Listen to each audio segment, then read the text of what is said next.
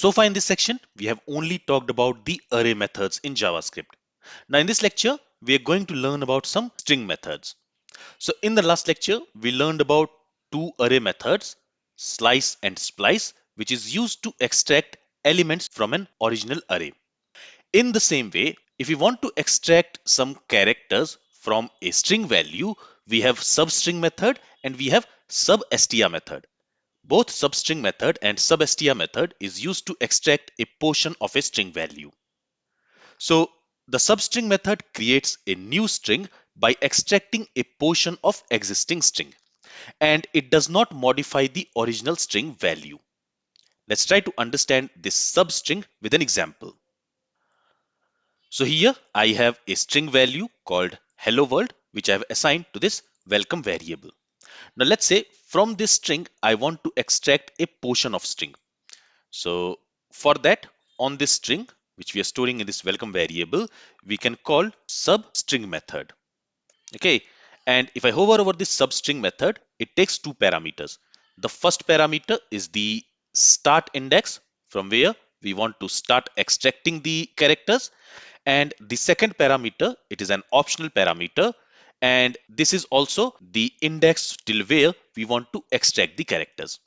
So here if I specify 7, again, the characters in a string start from index 0. So this first character is at index 0, the second character is at index 1, this third character L, it is at index 2, this fourth character L, it is at index 3, this O is at index 4, this comma is at index 5, this empty space is at index 6, and this uppercase W, it is at index 7.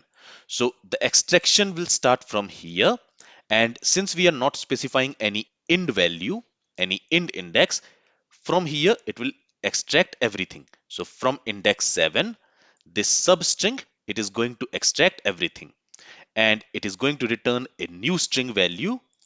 We can store it in a variable. Let me call it as substring.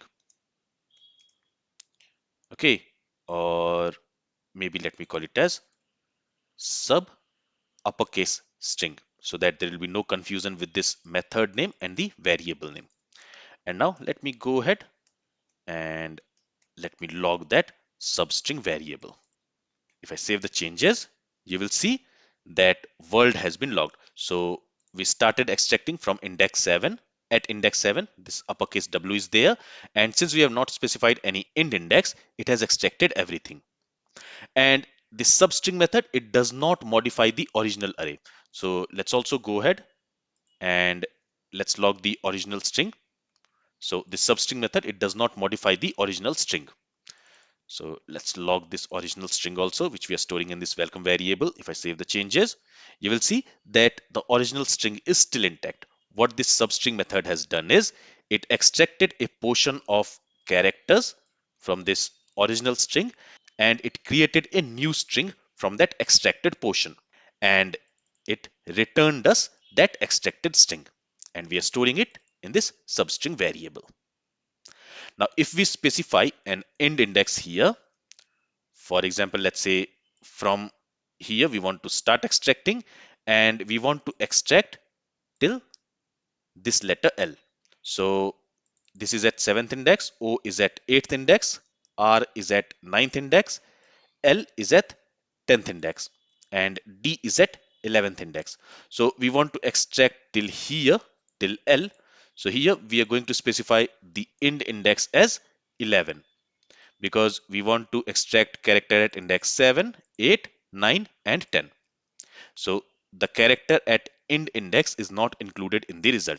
If I save the changes now, you will see that WORL, that has been extracted from this welcome string. So the character at end index, it is not included in the result. So this is how the substring method works. To this substring method, we need to pass a start index, which is the mandatory argument. And if we want to extract till a specific index, we can also specify the end index. If we don't specify the end index, the substring method will start extracting from the start index, and from there it will extract everything. Now, just like substring method, we also have substr method. So let me create another variable. Let's call it substr with S in uppercase. And now on the welcome, I am going to use substr.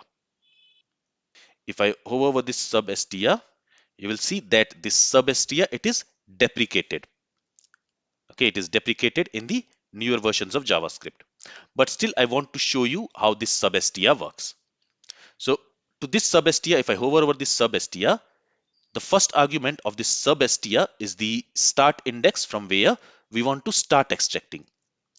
And the second index, which is an optional index, is basically the number of characters which we want to extract. So the second parameter of this substr is not the int index. It is the number of characters which we want to extract. So to this substr also, if I pass 7, just like how we did here with substring, the result will be same. So let me go ahead and let me remove this int index from here, and let's also log this substr. Okay, and let me comment this console.log statement for now. So if I save the changes, you will see both the results are same.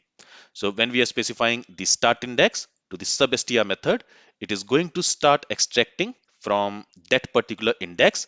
And since we have not specified the second argument, which is the number of characters which we want to extract, it is going to extract everything from there. But the second argument of this substr is not the int index. Instead, it is the number of characters which we want to extract. So for example, if I say 3, from the index 7, this substr is going to extract 3 characters. If I save the changes here, you will see that from index 7, from the start index, it has extracted 3 characters. So this is the difference between substring and substr. For the substring, the second argument is basically the int index till where we want to extract the characters from a given string. But in case of substr, the second argument is the number of characters which we want to extract from the start index. I hope you got the difference. And also, let me comment this line, and let's also comment this console.log statement, and let me uncomment this console.log statement. So when we are using this substr method on the original string, if I save the changes, you will notice that this substr method, it is also not modifying the original string. Instead, it is creating a new string from the original string without changing or without modifying the original string. So this substr method, it is going to return us a string, as you can see, and that string is basically the extracted string from the original array. So the substr method creates a new string by extracting a portion of an existing string, and it also does not modify the original string value. It takes a source string on which it works. It takes 2 arguments, the start index from where it should extract, and the second argument is the number of characters it should extract. It returns a new string without modifying the original string. Now, as we have seen, the substr method is deprecated in the new versions of JavaScript. So whenever you want to extract a portion of string from a given string, you should always go with substring method instead of using substr method.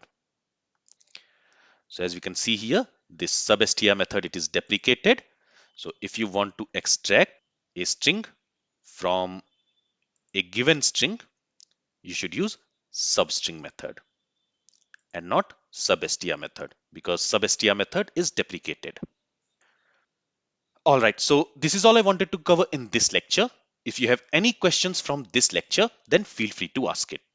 Thank you for listening and have a great day.